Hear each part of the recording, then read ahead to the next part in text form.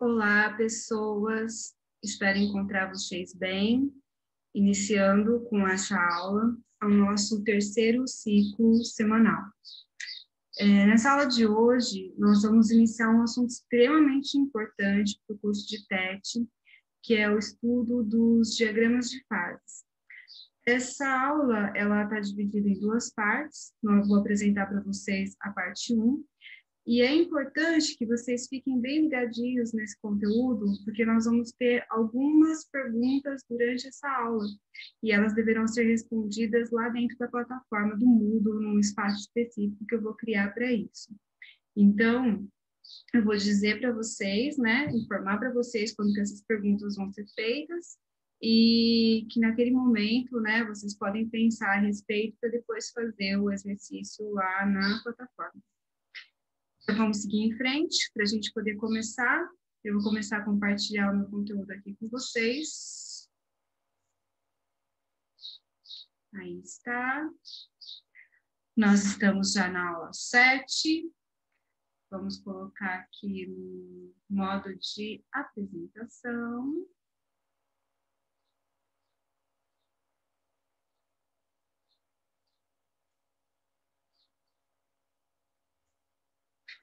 Isso aí.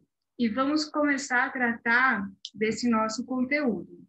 Então, como eu informei, nós vamos dar nossa primeira aula sobre diagramas de fases. Essa é a parte 1 desse conteúdo, onde eu pretendo, né, mostrar para vocês, descrever para vocês, falar com vocês sobre diagramas de fases, comentando sobre a importância deles, como trabalhar com eles, por que eles são, né, ferramentas tão indispensáveis para o estudo da solidificação das ligas, não apenas ligas metálicas, embora a gente vá falar muito sobre elas, mas de uma maneira geral, qual é a importância, né, desses diagramas para o nosso estudo de materiais. Sempre lembrando que essa disciplina ela é trabalhada comigo e com o professor Diego, e eu vou apresentar a aula de hoje para vocês. Então, vamos lá, né? A gente já começa falando sobre o diagrama de fases, apresentando para vocês um diagrama de fase bastante simplificado, né, e muito intuitivo, que a gente vai poder observar com alguma familiaridade. Em geral, né, os diagramas de fases, eles consideram 3 variáveis importantes. Essas variáveis são a pressão, a temperatura e a composição. É muito importante que a gente compreenda, né, e já desmistifique isso, que diagramas são complicados. Os diagramas são ferramentas. Essas ferramentas, elas nos ajudam a entender as transformações pelas quais passam os materiais, os elementos, durante as fases, né, as diferentes fases morfológicas e físicas da matéria pelos quais eles passam, com a influência da temperatura, da pressão e da composição. Aqui a gente tem um diagrama que trata, né, das mudanças de fase da água. A gente vê que aqui, ó, no eixo das ordenadas, eu tenho a pressão variando em atmosferas, né, de 0,001 até 1000. Eu tenho a temperatura variando de aproximadamente aqui menos 20 graus Celsius até 120 graus Celsius, e eu tenho desenhados aqui dentro do diagrama as fases pelas quais a água passa quando sob a influência dessa pressão e dessa temperatura. A gente pode observar, ó, que eu tenho aqui alguns limites desenhados em vermelho, essas linhas, né? Essas linhas são, eu já informo para vocês, que são os limites de solubilidade. Esses limites de solubilidade, eles vão determinar a temperatura e a pressão, elas vão delimitar, né, a temperatura e a pressão na qual a água, o H2O, vai se apresentar no estado sólido, ou no estado líquido, ou no estado gasoso. O que eu posso ler, né, nessa ferramenta aqui, nesse diagrama já? Eu posso ler, por exemplo, que se eu escolher uma porção de H2O, uma porção de água, né, com a menos 20 graus Celsius e uma pressão de 1 atm, a água vai estar num estado sólido, gelo. Se eu tomar uma porção do mesmo composto, né, H2O, a 40 graus Celsius e a uma pressão de 1 atm, eu vou observar que eu já vou ter, nessa condição, água líquida. Mas se eu tomar uma porção de H2O a 110 graus Celsius, ainda a 1 atm, sempre sob a mesma pressão, eu já observo que, nesse caso, eu vou ter o vapor d'água. Então, a mesma pressão atmosférica, dependendo da variação da temperatura, eu posso ter água em 3 fases diferentes da matéria. Isso aqui é um diagrama de fases? É um diagrama de fases. Aqui estão variando pressão no eixo das ordenadas, temperatura no eixo das abscissas, e entre esses dois eixos eu vejo variar a fase em que a água se apresenta em determinados pontos, em determinados momentos, com limites também bem determinados. O que esse limite quer dizer? Quer dizer que naquele limite, naquela linha, existe uma transição de fase. A água a 1 atm, aproximadamente 0 graus Celsius, isso nós já sabemos, né? A gente estuda lá em química, que a 1 atm, aproximadamente 0 graus Celsius, durante o processo de fusão, o sólido, o gelo, se transforma em água. E a gente pode observar que se eu permanecer a 1 atm e chegar aqui a aproximadamente 100 graus Celsius, essa mesma água que se apresentava antes líquida vai se apresentar na forma de vapor. Então, os limites, e assim, né, para sucessivas variações de pressão e temperatura. Então, os limites de solubilidade, eles delimitam as regiões no diagrama em que a fase daquela composição, daquele componente, né, daquele composto, vai se alterar. Então, esse é um exemplo bem simples, né, e por isso que eu disse intuitivo, porque trata da água que está diariamente na nossa vida, que variando pressão e temperatura, eu também posso mudar a fase, o estado físico da matéria em que esse composto se apresenta. Por que a gente precisa estudar o diagrama de fase, né? Mostrei para vocês que é relativamente simples de entender esse conceito, mas existem muitos detalhes, né, que a gente precisa comentar ao longo do percurso, né, de aprendizagem desse conteúdo. Com o diagrama de fases, a gente pode prever qual microestrutura vai estar presente para uma dada composição química do material em condições específicas de temperatura e pressão. Nossa, essa frase dá até um susto, né? Mas, na prática, vocês vão ver que ela se revela bem mais simples. A microestrutura é a estrutura microscópica, né? Que a gente pode ver numa preparação do material. Ah, mas já falamos de microestrutura? Sim, a gente falou de microestrutura quando a gente estudou a formação de sólidos cristalinos, lembra? A gente estudou a estrutura cristalina, as estruturas CCC, CFC, como que no processo de solidificação elas se multiplicam e formam os grãos, que são delimitados por contornos, devido à orientação espacial que cada estrutura, cada célula unitária toma durante o processo de solidificação. Então, quando a gente estava falando daquilo lá, a gente estava falando de microestrutura. E a gente viu que a microestrutura depende muito da composição química do material. Vocês se lembram que se a gente juntasse 2 elementos que tinham átomos de tamanhos semelhantes, essa ligação, essa composição, ela ia acontecer de uma forma substitucional, porque um átomo do soluto ia ocupar o lugar de um átomo do solvente. Se eu tivesse, por exemplo, uma ligação de elementos ferro mais carbono no aço, os átomos do carbono são bem pequenininhos, né, menores que os átomos de ferro. Então, as ligações que eles fariam seriam intersticiais. O átomo do carbono, ele ia ocupar o espaço vazio, o interstício da célula unitária do ferro. Então, tudo isso vai determinar a microestrutura. E tudo isso vai acontecer sob condições que podem ser verificadas, principalmente quando a gente consegue trabalhar dentro do equilíbrio. Então, com o diagrama, a gente consegue prever essa microestrutura. Ele é um mapa, que é o que a gente viu aqui atrás, né? nesse diagrama de pressão e temperatura que estuda as mudanças de fase da água, isso aqui é um mapa. Se eu percorrer esse mapa, em qualquer ponto, né, que eu determine uma pressão e uma temperatura, olhando esse mapa, esse diagrama, eu vou saber em que fase que a água se apresenta. Então, a função dos diagramas é serem usados como ferramentas por nós. Se a gente conhece a composição química e sabe, né, como varia a pressão e a temperatura, esse mapa vai mostrar qual é a microestrutura, qual é a estrutura cristalina que esse material vai me apresentar em cada ponto do diagrama. A gente não precisa decorar nenhum diagrama, a gente precisa aprender a usar essa ferramenta. O importante para o controle dos tratamentos térmicos, então isso é indispensável, né? Saber trabalhar com diagrama para saber trabalhar tratamento térmico, porque nos tratamentos térmicos vai haver uma variação, né, dessa microestrutura. A função dos tratamentos térmicos é agir nessa microestrutura, alterar essa microestrutura para garantir alguma qualidade que a gente deseja do tratamento.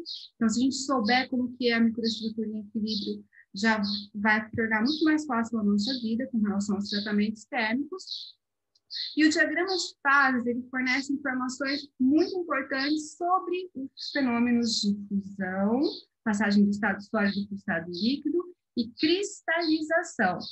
O material vai cristalizar quando ele passa do estado líquido para o sólido e os cristais, os grãos começam a se formar. Lembra, a gente falou sobre isso também já nas aulas anteriores. Sempre que eu tenho um material que tenha múltiplos grãos, como todos os metais, eu digo que esse material é policristalino. Cada grãozinho ali a gente considera como um cristal. Se eu não tiver múltiplos grãos e for um material composto de uma única configuração de grão, é um monocristalino. Então, a cristalização é quando os átomos começam a se organizar em estruturas cristalinas, começam a se unir uns aos outros através das ligações metálicas, lembrem, né, da nuvem eletrônica, que promove, né, aquela viagem dos elétrons que pertencem a todos os átomos ao mesmo tempo, formando ligações do tipo eletrônico, ligações do tipo metálicas, e favorecendo, né, que os materiais tenham as propriedades, os metais tenham as propriedades e características que a gente conhece, e durante esse processo, né, em que o material líquido vai se transformando em sólido, vai havendo um número maior de estruturas cristalinas, vão formando os grãos cristalinos dos contornos, esse é o processo de cristalização. Propriedades mecânicas apresentam forte relação com a microestrutura, então entender como que essa microestrutura se comporta em relação à temperatura, pressão e composição é super importante. E o histórico térmico, saber por quais tratamentos térmicos esse material passou, para entender por quais mudanças microestruturais ele passou, para entender o porquê das qualidades que ele apresenta naquele momento. Então, é indispensável estudar diagramas de equilíbrio, ficou claro, né?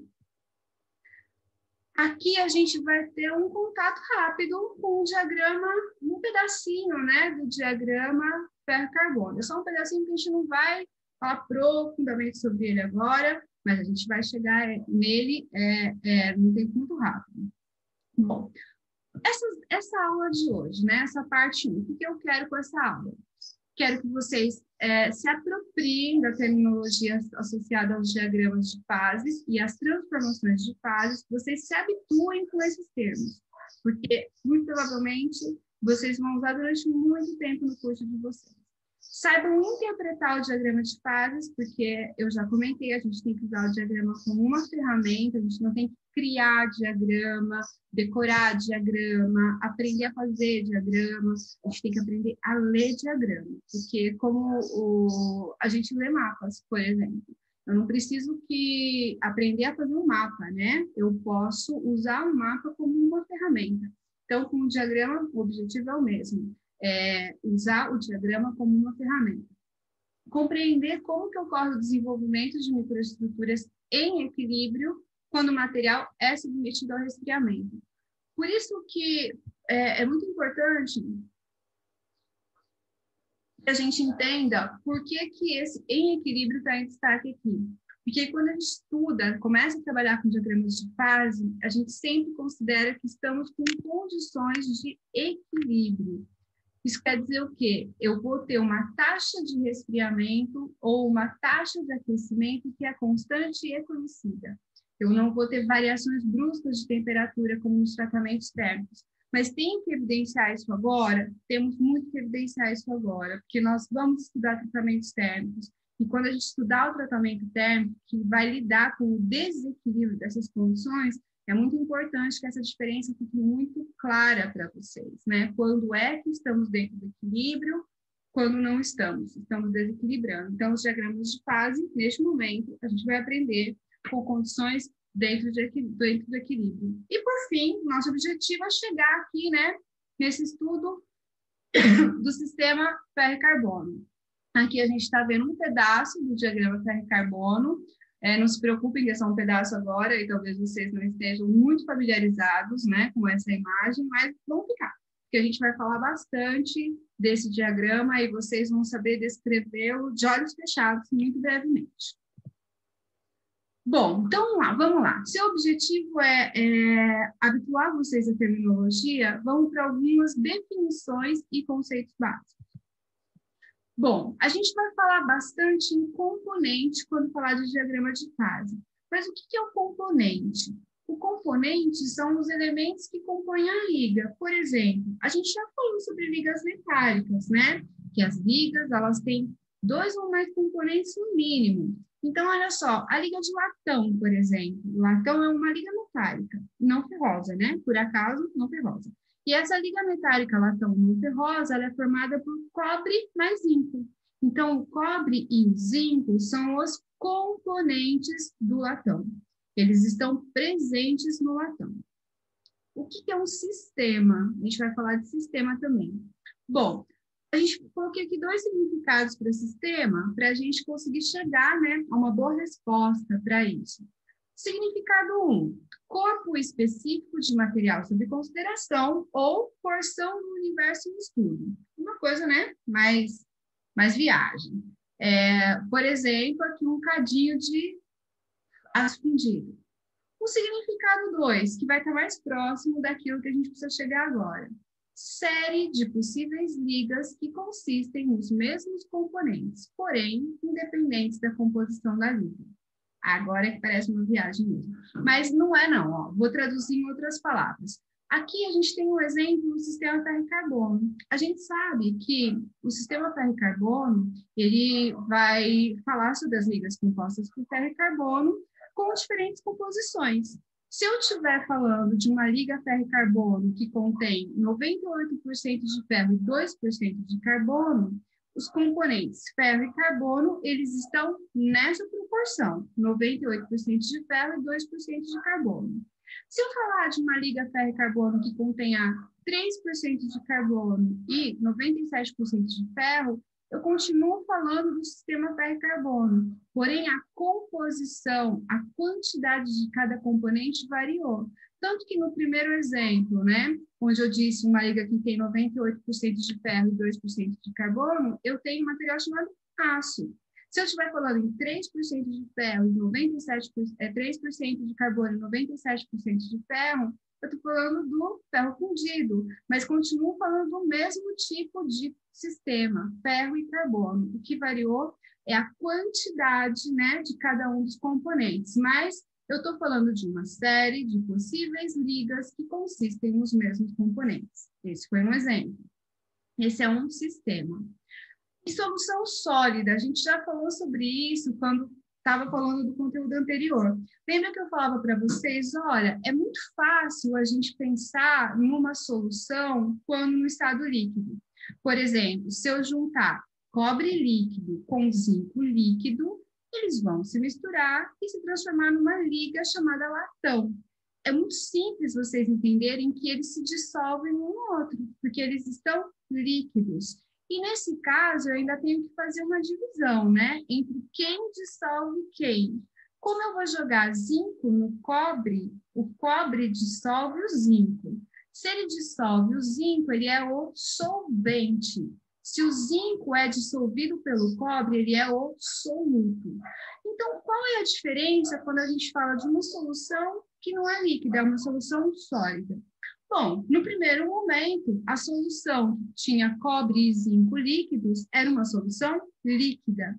Mas se esse sistema estiver em equilíbrio, né? E líquidos eles estiverem aí a uma temperatura de, sei lá, 600 graus Celsius, eu acho que é um pouco mais baixo, vão chegar à temperatura ambiente de 20 graus Celsius, porque nada vai agir sobre eles. Eu não vou colocar lá uma chama para poder continuar aquecendo eles a 600 graus Celsius. Eu vou juntar, vou misturar, formar a solução líquida e vou colocar numa bancada para resfriar. Então, ele vai resfriar a uma taxa de temperatura constante até que chegue à temperatura ambiente. Mas a gente sabe que durante essa fase, essa solução líquida vai começar a se transformar numa solução sólida.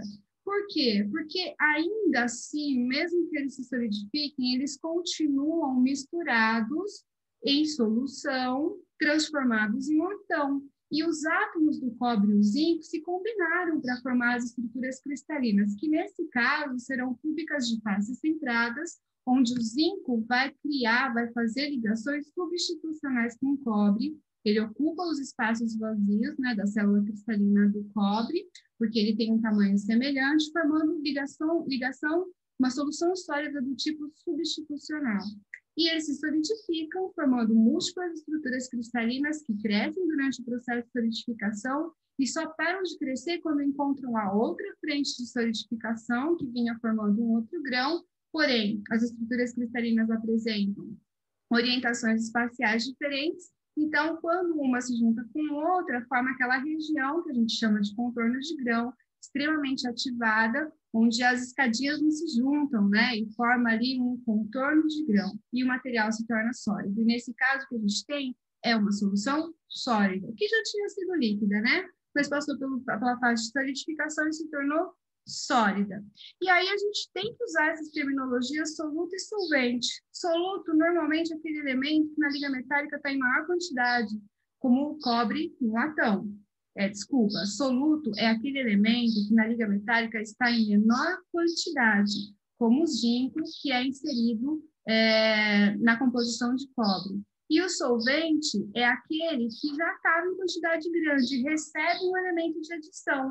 Então, nesse caso, o soluto vai ocupar posições substitutivas, nesse caso de cobre e zinco. Se a gente estiver falando de ferro e carbono, o carbono vai ocupar o espaço intersticial da estrutura cristalina do solvente, e o solvente vai manter a estrutura cristalina, ele só vai receber, né, aquele material que está sendo adicionado. No caso do cobre, ele só vai receber o zinco, mas a estrutura cristalina dele não muda, né? Ele só recebe esse elemento de adição. Agora, para a gente aprender a usar o nosso primeiro diagrama, né? Aquele que vai tratar de uma liga específica, com uma composição específica, a diferentes variações de temperatura, a gente vai usar um diagrama de água com açúcar. Esse sistema água com açúcar, onde a gente tem só uma linha limite de solubilidade para a gente começar a entender como que esse esquema funciona. Por exemplo, né? Vamos considerar que eu vou pegar um copo de água de 100 ml, e vou colocar nesse copo de água apenas 20 ml de água. Aqui está uma composição em porcentagem, né? 20% de água. Então, se eu estiver falando de 100 ml, serão 20 ml de água. E nesses 20 ml de água, eu vou acrescentar 80 ml de açúcar. Em 20% de água, eu vou colocar 80% de açúcar.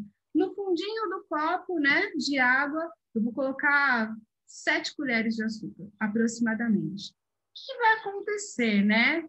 Aquela água, a temperatura ambiente, aqui a 0 graus Celsius ou 20 graus Celsius temperatura ambiente, ela não tem nenhuma condição de solubilizar todo esse açúcar, né? Vai dar uma molhadinha no açúcar e só. Porém, se eu aquecer essa água, se eu colocar essa mistura de água com açúcar lá no fogão, ligar o fogão, quando chegar a 100 graus Celsius, é possível que eu esteja conseguindo formar uma solução líquida sozinha. Se eu chegar, né, se eu aquecer apenas 40 graus Celsius, eu vou ter uma parte dessa solução liquefeita, começando a formar uma calda, e o resto do açúcar sólido lá no fundo do copo. Se eu chegar a 100 graus Celsius, quem já fez uma calda vai me entender bem, eu vou ter uma solução levemente pastosa, né? Uma calda de água, mais açúcar, porém, tudo no estado líquido. Vamos para uma outra condição. Se eu tiver aqui, ó, 70%, aqui onde está o meu mouse, 70% de açúcar em 30% de água, ainda é bastante açúcar para pouca água, né? Lembrando que a água é o solvente, porque nesse caso existe até a diferença, né, de estado físico, a água está líquida e o açúcar está sólido. Então, eu tenho 30% de água e 70% de açúcar. A 20 graus Celsius, eu vou ter um pouquinho do açúcar dissolvido nessa água e um monte de açúcar sólido, né? É pouca água mesmo para essa quantidade de açúcar. Mas se eu aumentar a temperatura, ó, subindo aqui até chegar aproximadamente a 60 graus Celsius, como eu já tenho um pouco mais de água, né, 30% ao invés de 20%, 70% de açúcar ao invés de 80%, quando eu chegar aqui, ó, nesse limite de solubilidade, né, limite de solubilidade, a 60 graus Celsius eu já estou passando para o meu estado de calda. A minha água aquecida está conseguindo solubilizar todo o açúcar, mesmo que fique esse formato de calda. Mas se eu tiver aqui, ó, 80% de água, 80 ml do copo de 100 com água, e 20% de açúcar, 20 ml do copo de 100, a qualquer faixa de temperatura, eu vou ter uma solução líquida com açúcar totalmente dissolvido na água. Então, o que esse limite me diz, né? Que até essa concentração de 40% de água e 60% de açúcar, a qualquer temperatura eu vou ter uma solução líquida de água com açúcar. Se eu aumentar, ó, um pouquinho a concentração de açúcar, se eu chegar aqui a, sei lá, 62% de açúcar e 38% de água, isso já não é mais verdade. Eu vou ter, né, uma região em que eu quase vou ter ali a 0 graus Celsius, 0,1, 0,2, um pouco, né, de açúcar sólido ainda. Se eu tiver aqui, ó, a 65% de açúcar e 35% de água, eu vou ter solução líquida mais sólido depositado no fundo do copo, até aproximadamente ali, ó, uns 30 graus Celsius, eu vou precisar aquecer para solubilizar tudo e ter só a formação de elemento líquido. Nesse caso, a gente pode observar que essa linha limite de solubilidade delimita, né, no diagrama, a região em que eu tenho solução líquida com açúcar depositado no fundo do copo e a região onde eu tenho tudo dissolvido, todo o soluto dissolvido na água, todo o soluto dissolvido no solvente, sem que eu tenha nenhuma formação sólida em nenhuma região aqui do meu recipiente. Então, o limite de solubilidade, ele vai determinar a concentração máxima de átomos de soluto que pode se dissolver no solvente para formar a solução sólida, como está colocado aqui, né, nesse diagrama. A adição de soluto em excesso, aqui, né, muito açúcar na água, cria uma outra fase sólida ou outro composto com uma composição diferente, uma outra fase. Isso quer dizer o quê, né? Que, ó, desse limite aqui para a esquerda, eu tenho uma única solução, a solução líquida de açúcar totalmente dissolvido na água. Desse limite para a direita, eu tenho duas soluções diferentes. Uma solução líquida de água com açúcar, conseguiu dissolver um pouco do açúcar, e o açúcar sólido, o excesso de soluto que o solvente não conseguiu dissolver. Então, é isso que eu vejo nesse diagrama de equilíbrio de água com açúcar. Eu entendo, né, o significado de limite de solubilidade. Agora, eu tenho uma atividade para vocês, é uma pergunta. Essa aqui é uma pergunta muito importante, parece simples, né? Mas ela é determinante para o nosso aprendizado sobre diagramas de equilíbrio. Essa pergunta, ela deve, né, ser respondida na plataforma do Moodle através da gravação de um podcast. Vocês vão encontrar lá na área da nossa disciplina, no item aula 7, uma atividade em que vocês respondem a essa pergunta através da gravação de um podcast. Você pode gravar lá mesmo no Moodle, né? Ou inserir uma gravação em MP3 que você faça aí com o seu celular, seu computador. É bem simples. Essa pergunta é, vamos lá, o que é o limite de solubilidade? E o que acontece se esse limite for ultrapassado? Então, essa é uma pergunta que vocês responderão na plataforma, na aula 7, numa atividade que foi criada lá dentro da aula 7 para isso. E nesse momento, você pode interromper um pouquinho, assistir essa aula, interromper um pouquinho e voltar daqui a pouco. É um ponto que você pode dar um tempinho para dar uma respirada e voltar na sequência. Eu continuo por aqui. Vamos lá. Conceitos de fases, né? A gente falou um pouquinho sobre fases, já consegue entender que fases são os estados físicos diferentes da matéria, mas aqui em materiais a gente vai ter um conceitozinho a mais sobre isso. Bom, fase. Porção homogênea de um sistema que possui características físicas quer dizer, pode ter características físicas e químicas uniformes e características físicas ou químicas uniformes. É isso que esse e ou quer dizer. Se mais de uma fase estiver presente num sistema, cada fase terá propriedades próprias e individuais. Existirá uma fronteira separando uma fase da outra. A gente acabou de ver isso, né? Lá no diagrama anterior. E a mudança descontínua e abrupta nas características físicas ou químicas. Então, vai ter uma fronteira, vai ter um limite separando uma fase da outra. Uma mudança descontínua e abrupta nas características físicas e químicas. Por exemplo, né? De novo, vem aqui o H2O, água mais gelo. Aqui nesse copinho, a gente está vendo duas fases. Uma fase líquida e uma fase sólida. Mas tanto a fase líquida quanto a fase sólida são compostas por H2O. Dois hidrogênios ligados a um oxigênio. É a mesma composição química, porém, o estado físico, né, a fase é diferente. Características físicas, estados físicos diferentes. Aqui a gente tem, por exemplo, densidades diferentes. A densidade é uma propriedade, né, uma característica inerente a esta matéria, a este estado.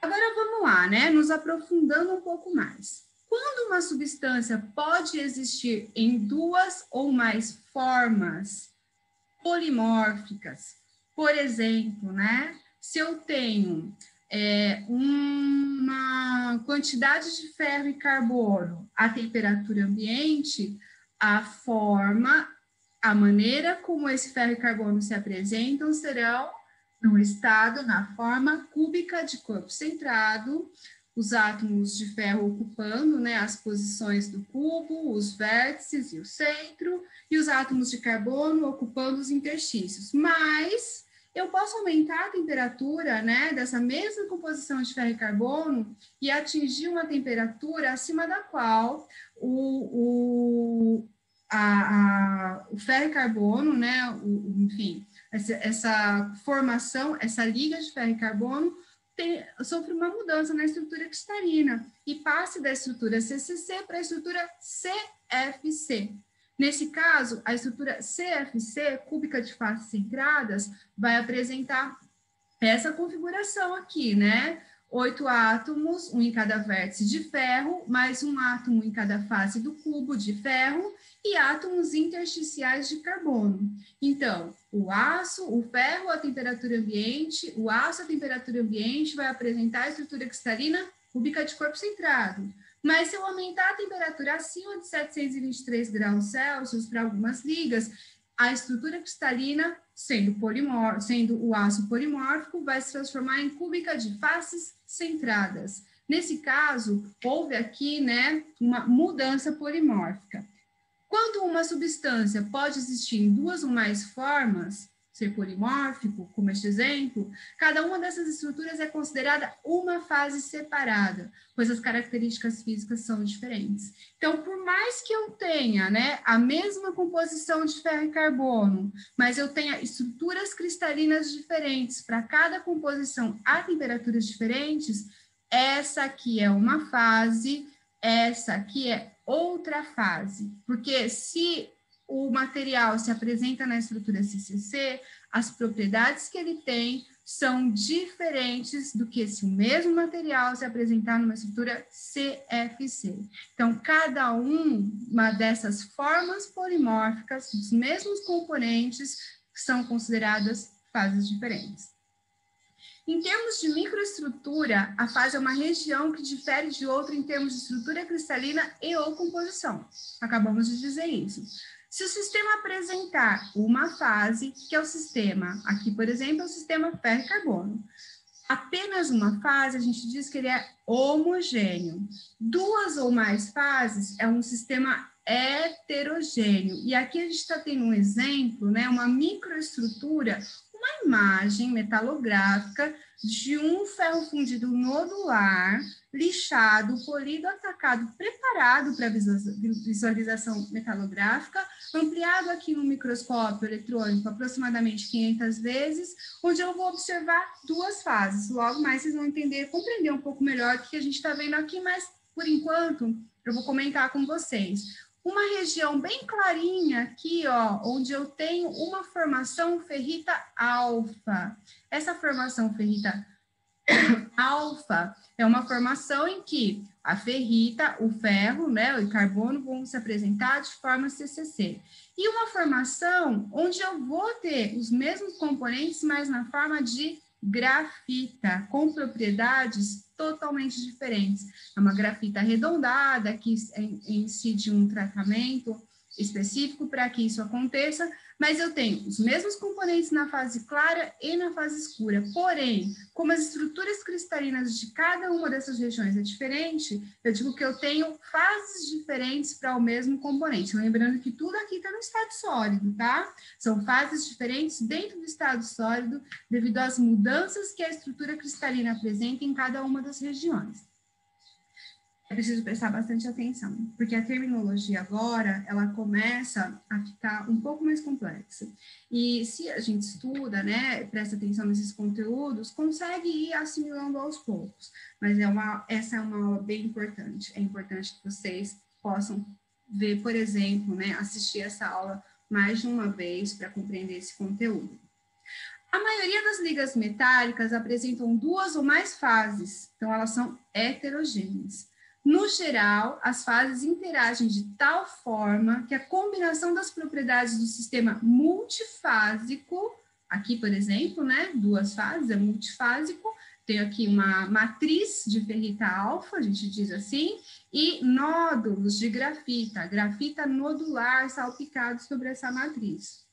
Material metálico, estamos falando de ferro fundido nodular. Vocês nunca imaginaram que o ferro fundido fosse tão complexo assim, né, quando observado muito de perto.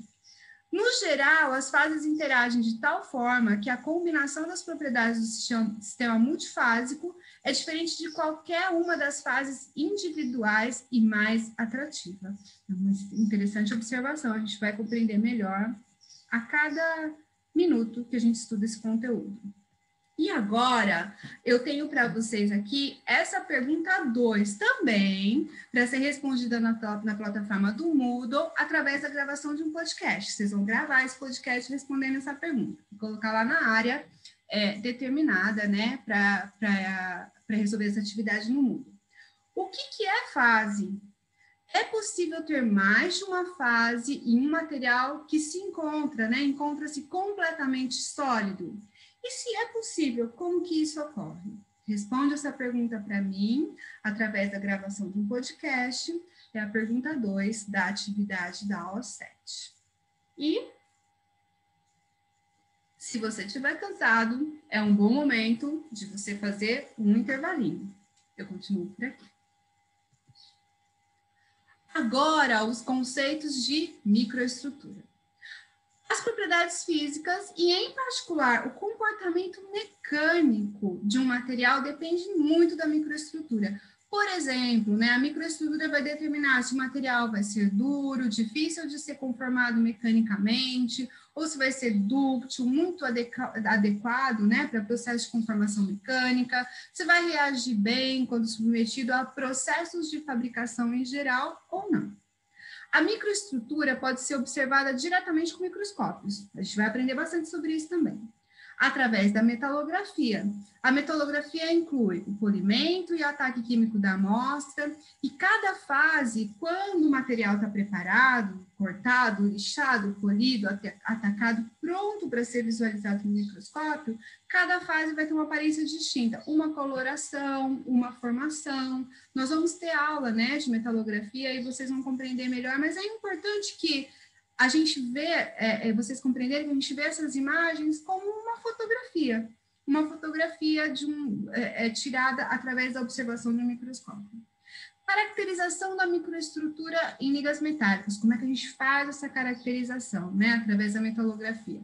A gente determina o número de fases que está presente ali, a proporção em que cada fase aparece e a maneira como a fase está distribuída no material. Se ela está toda segregada numa região, se ela está bem distribuída, se ela enfim, qual é a forma, né, a maneira, como que ela se revela nessa foto, que a gente vai observar através da ajuda de um microscópio. A microestrutura de uma liga depende de variáveis tais como elementos de liga que estão presentes na liga, na concentração, na composição da liga, qual é a concentração desses elementos na liga e os tratamentos térmicos que essa liga possa ter sofrido, porque os tratamentos térmicos também agem na transformação da microestrutura. Então, a microestrutura, ela depende de vários aspectos, né? Os elementos que estão na liga, qual a concentração em que eles estão na liga e se houve tratamento térmico naquela liga. Aqui a gente tem algumas imagens diferentes, né? São micrografias, são imagens, são fotografias que a gente vai observar através da utilização de um microscópio eletrônico. Normalmente esses microscópios eles já têm uma interface com computadores, onde a gente consegue observar a imagem pela própria tela do computador ou extrair essa imagem e fazer uma observação na sequência. Então, essas aqui são fotos, né? Não são desenhos. São imagens que foram extraídas de microscópios eletrônicos. Então, vamos ver como são diferentes, né? O ferro puro, sem a incidência de carbono, vai apresentar uma matriz bem clarinha, né? Onde a gente nem vai ver a evidência de quantidades de carbono presentes, embora estejam lá, mesmo que sejam em quantidades bem pequenas. Aqui, ó, diz respeito ao tipo de lente que a gente está estudando aqui, utilizando no microscópio. Aqui uma observação que a escala utilizada é de 20 micrômetros. Aqui a gente vai ter o ferro com 0,45% de carbono, então já é um aço médio carbono que a gente está vendo aqui.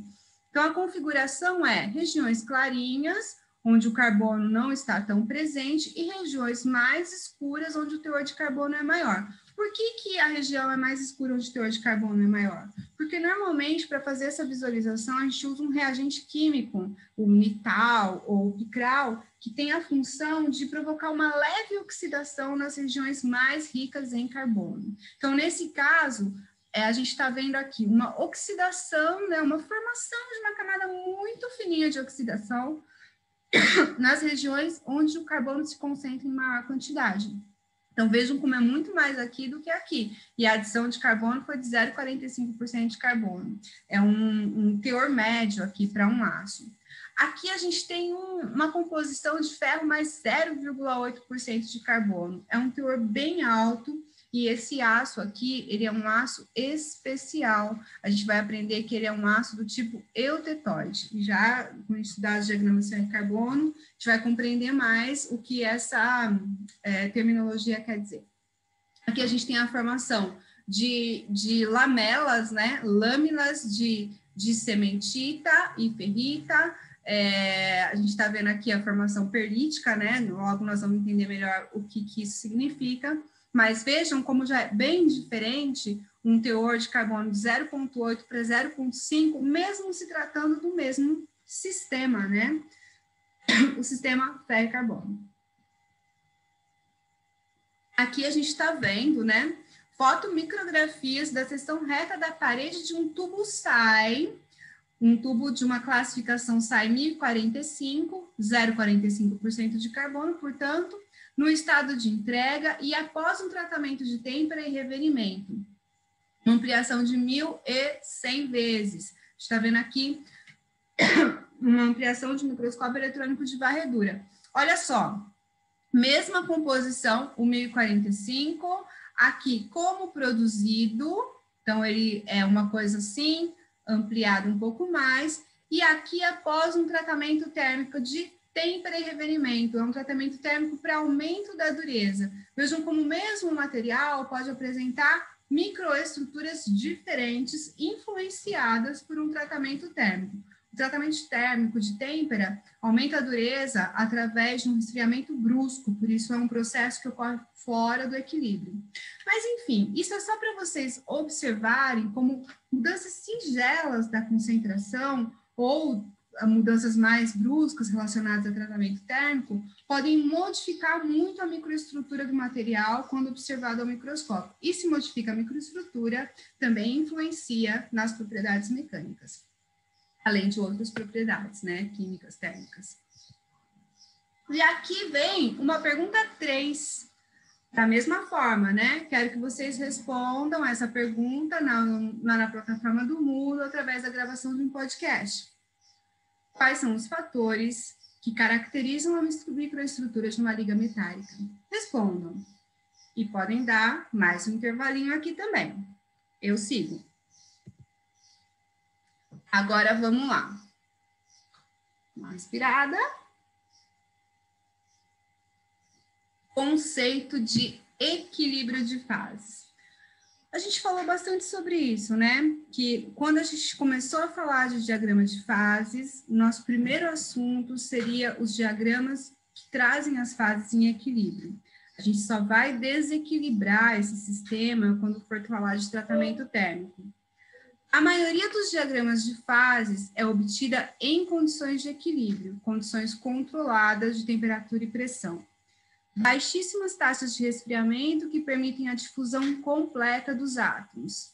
Se mantidas as condições de temperatura, pressão e composição, o material não vai sofrer alterações ao longo do tempo, porque é um sistema de equilíbrio, então esse sistema é estável.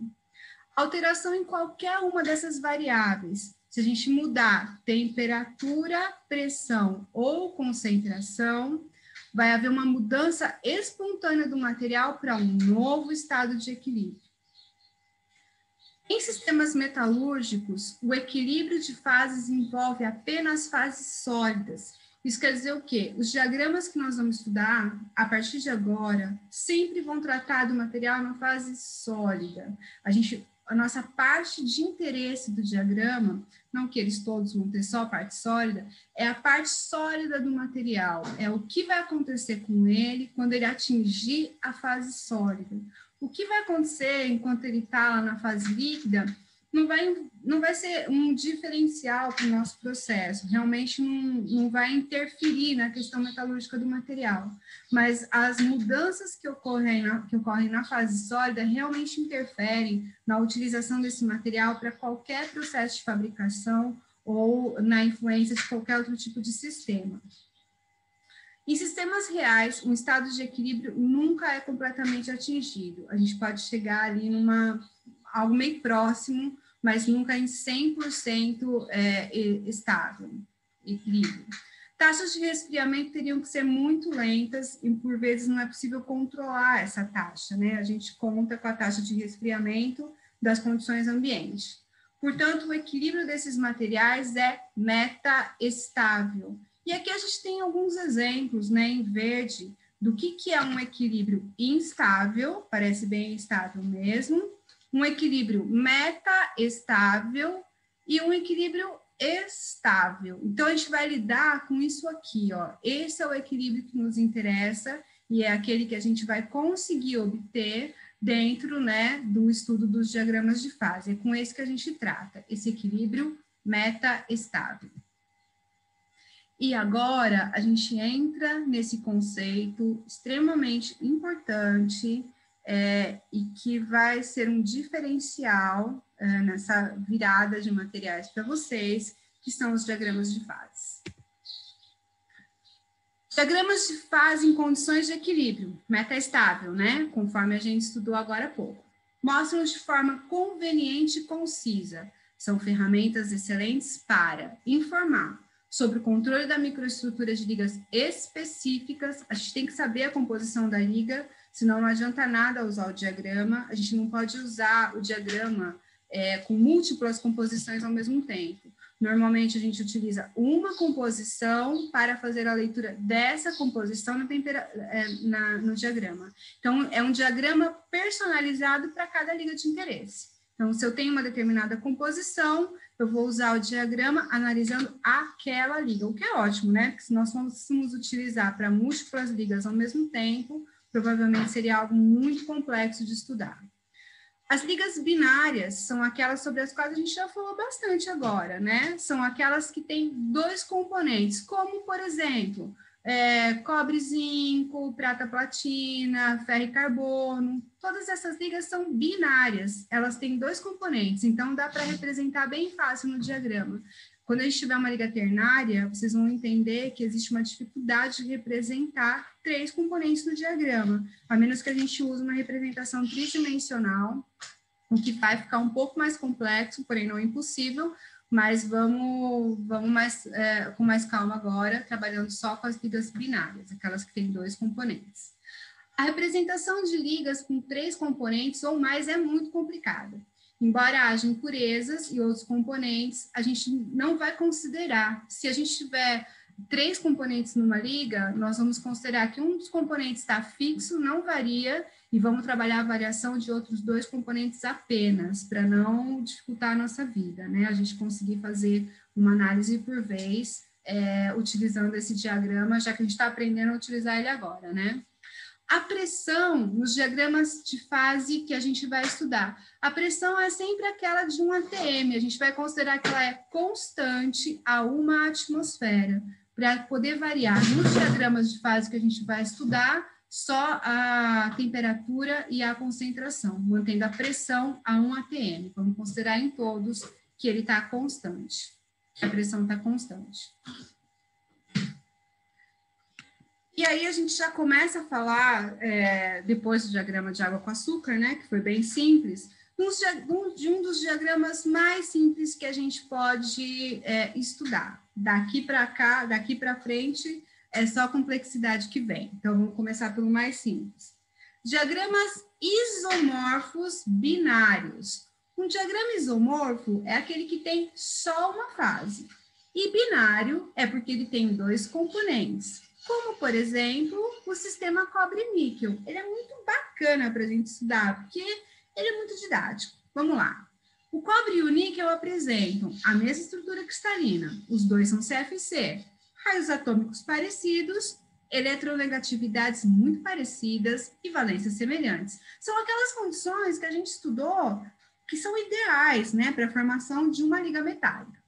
São mutuamente solúveis no estado sólido, quer dizer, eles se dissolvem um outro muito bem abaixo de 1080 graus Celsius para toda e qualquer composição de cobre e níquel. São sensacionais, né? Então, eles formam apenas uma fase sólida. Por quê? Dissolvem-se muito bem uns nos outros, são mutuamente solúveis no estado sólido, abaixo de 1080 graus Celsius para qualquer composição de cobre e níquel, formando apenas uma fase.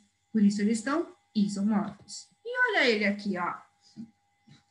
Olha o diagrama, que maravilha, esse diagrama isomorfo binário para o sistema cobre e níquel. Que tem as condições ideais, né, para a gente começar a estudar. Esse diagrama, vamos começar, né? ele tem variação da temperatura no eixo das ordenadas, variação das composições no eixo das abscissas. A gente tem aqui, ó, duas linhas limite de solubilidade, né? Lá no diagrama água com açúcar já tinha um, aqui a gente já tem duas. Uma delas é chamada linha líquidos, essa aqui de cima. Acima dela, tudo que tem no diagrama está líquido. A outra, essa aqui de baixo, é chamada linha sólidos. Abaixo dela, tudo está na fase sólida. Como é que eu sei? Porque tem uma letra grega aqui, ó. Sempre que eu observar uma letra grega no diagrama de equilíbrio, a letra grega alfa, significa que lá eu tenho uma solução sólida. Então, se eu tenho um alfa, solução sólida em tudo, tudo isso aqui é composto de alfa, tudo aqui está sólido. E entre as linhas líquidos e sólidos, eu tenho mais uma região. Essa região é a região de solidificação. Dentro dessa região, eu tenho sólido se transformando em líquido durante o processo de aquecimento, durante o processo, né, de fusão, e tenho líquido se transformando em sólido se eu estiver falando de um processo de solidificação. Então, vamos ler o significado de cada coisa aqui, ó. Linha líquidos. Linha que separa o campo das fases L e alfa mais L. Fase L líquido e fase alfa mais L, solução sólida mais líquido. Apenas a fase líquida está presente em todas as temperaturas e composições acima dessa linha. Acima dessa linha, tudo está líquido. Linhas sólidos, linha que separa o campo das fases alfa, sólido, das fases alfa mais líquido. Processo, fase sólida se transformando em líquido. Apenas a fase sólida está presente em todas as temperaturas e composições abaixo dessa linha. Então, abaixo dessa linha, tudo está sólido. O alfa representa uma solução sólida, que são sempre representadas pelas letras gregas minúsculas, alfa, beta e gama e etc. Porque podem haver outras letras aí. A gente sabe que esse alfa, ele é composto de quê? De cobre e de níquel. E ele é alfa, e a gente pode saber qual que é a estrutura cristalina dele, né? A gente viu aqui, por exemplo, que esse aqui é um sistema de apenas uma fase, é binário porque tem dois componentes, cobre e níquel, a estrutura cristalina é a mesma, raio atômico parecido, eletronegatividade parecida, valência semelhante. São mutuamente solúveis no estado sólido abaixo de 1080 graus Celsius. Olha aqui, ó, 1085 graus Celsius é onde começa a formar a linha limite de solubilidade. Abaixo de 1080 graus Celsius, tudo que eu tiver de cobre e níquel aqui vai ser sólido, tudo. Mas se eu já tiver uma composição de alguma coisa em torno, né, de 10% de níquel para 80% de cobre, quando eu chegar aqui, eu já vou ter sólido se transformando em líquido, porque eu atingi a primeira linha limite de solubilidade. Quer dizer que a determinadas temperaturas eu consigo, né? Eu não consigo mais manter na solução sólida o cobre e o níquel. Uma parte dele vai se transformar em líquido. Então, já conhecemos aí o significado da linha líquidos, da linha sólidos, e o que uma letra grega representa nesse sistema isomorfo binário, uma solução sólida, neste caso, de cobre e níquel. O que esses pontos aqui significam, né? Esse pedacinho aqui, ó, indica que é o ponto de fusão do cobre puro. Aqui eu tenho 100% de cobre e 0% de níquel. Ó, se eu tenho o cobre escrito aqui, indica que aqui eu tenho 100% de cobre e 0% de níquel. O ponto de fusão do cobre puro está aqui, em torno, né, de 1085 graus Celsius. Aqui, ó, eu tenho 100% de níquel e 0% de cobre, porque o cobre, a concentração do cobre, ele diminui da esquerda para a direita. A concentração do níquel, ele aumenta da esquerda para a direita. Aqui eu tenho escritas as composições do níquel. As composições do cobre variam ao contrário, né? Eles são 100% aqui e 0% lá.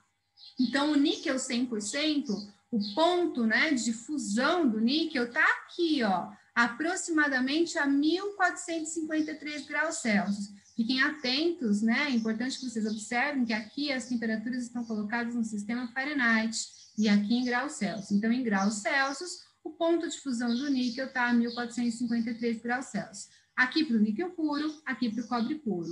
Então, entre esses dois pontos, o que eu vou ter são concentrações diferentes de cobre e de níquel. Por exemplo, se eu tenho 40% de níquel puro e o balanço, né, 60% de cobre, 40% de níquel e 60% de cobre, o ponto de fusão em que ela vai começar a se transformar de líquido mais sólido vai ser por aqui, ó, aproximadamente alguma coisa em torno ali de 1.230 graus Celsius.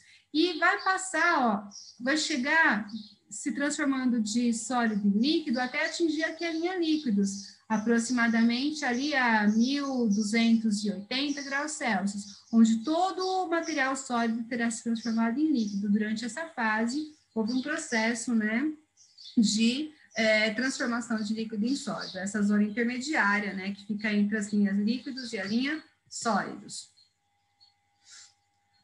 Aqui algumas perguntas, né? Quais fases estão presentes entre os pontos A e B? Quais fases estão presentes entre os pontos A e o ponto B? Qual é a composição de cada fase nos pontos A e B? Qual é a fração de cada fase nos pontos A e B? Essas são as perguntas que a gente se faz. A gente já sabe onde está a linha líquidos, onde está a linha sólidos, que abaixo da linha sólidos está tudo sólido, acima da linha líquidos está tudo líquido, e entre um e o outro eu tenho líquido mais sólido. A gente já pode dizer, né? Quais fases estão presentes em A e B? Em A, só a fase sólida do tipo alfa, e em B, as fases sólida do tipo alfa e líquida R. Qual é a composição de cada fase nos pontos A e B? A composição não é tão difícil, né? Em A, a gente sabe que tem 60% de níquel e 40% de cobre.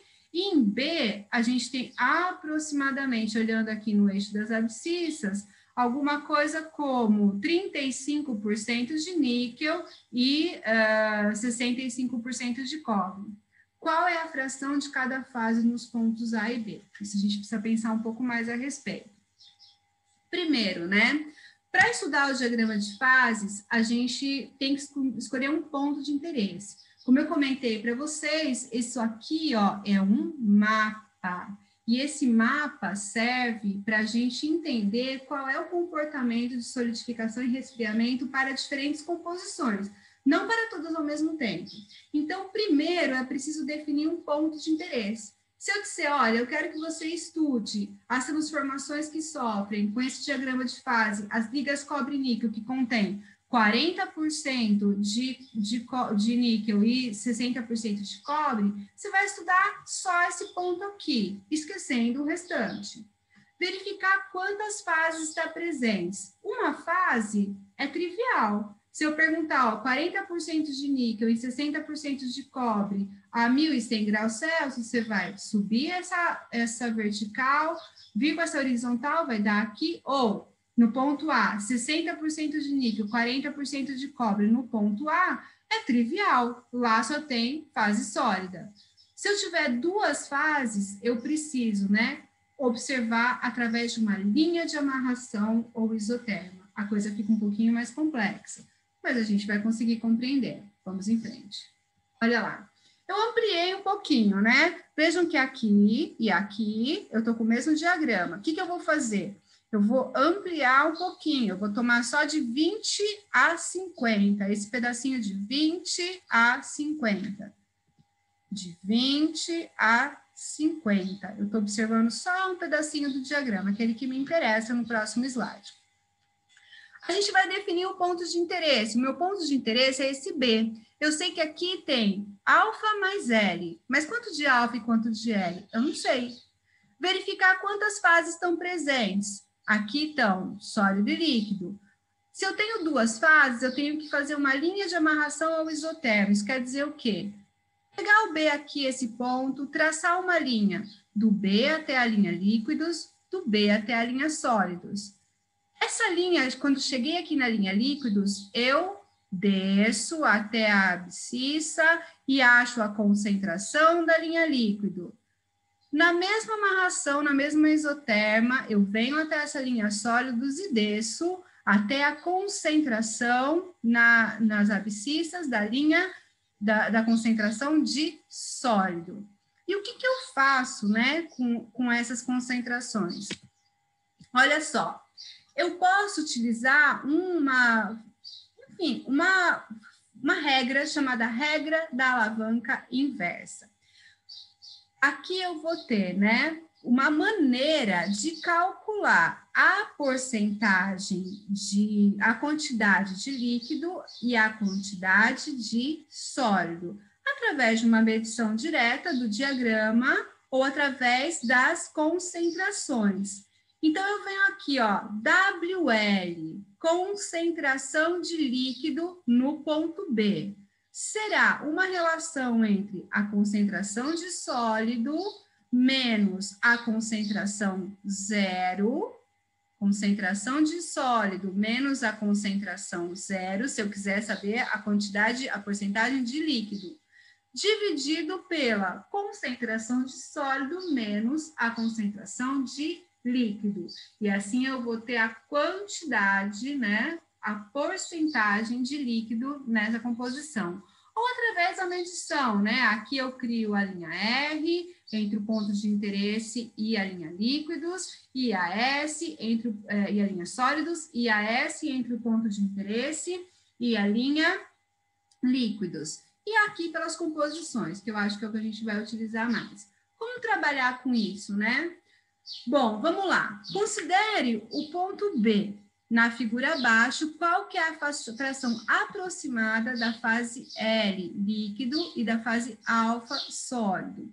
Bom, para fazer esse exercício, o que nós vamos precisar fazer? Vamos precisar fazer essa regrinha, né? Exatamente o que a gente tem aqui. Se eu tiver aqui uma concentração, por exemplo, né? Vou encontrar a porcentagem de líquido.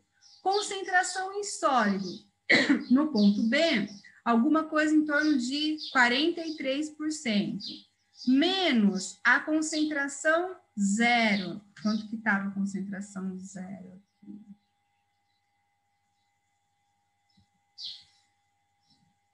Que eu não conheço, né?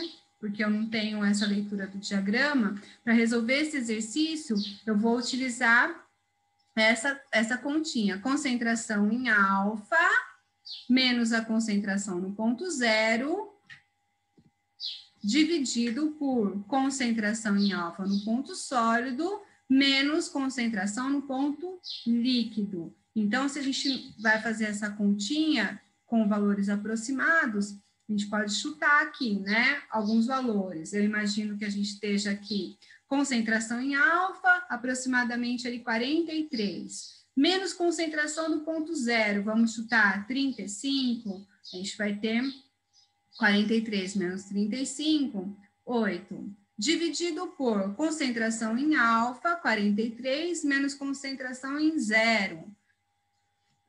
Vamos colocar aqui concentração do líquido, 33. 43 menos 33, 10. Então, nós teríamos aqui concentração em sólido menos concentração zero, concentração em sólido menos concentração em líquido 10, concentração, né, porcentagem do estado líquido 0,8. 80% do que eu tenho aqui seria alguma coisa, do que eu tenho aqui seria material no estado líquido. Se 80% vai estar no estado líquido, 20% devem estar no estado sólido. A gente vai ter mais um exercício aqui. Vamos lá.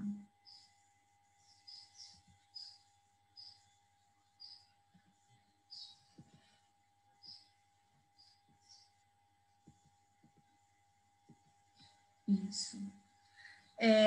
Eu vou interromper essa aula de hoje aqui no exercício 1. Nós já temos um conteúdo bem grande para essa primeira gravação. Vou retomar a próxima aula, a continuação da aula 7, a partir de um novo exercício, porque eu já considero que o nosso conteúdo ficou muita coisa até aqui, né? Avançamos demais. Então, vamos interromper essa aula aqui agora, e na continuação da aula 7, eu apresento o restante desse conteúdo, inclusive com um exercício para vocês. Beijos, até a próxima. E vou descompartilhar aqui a minha tela.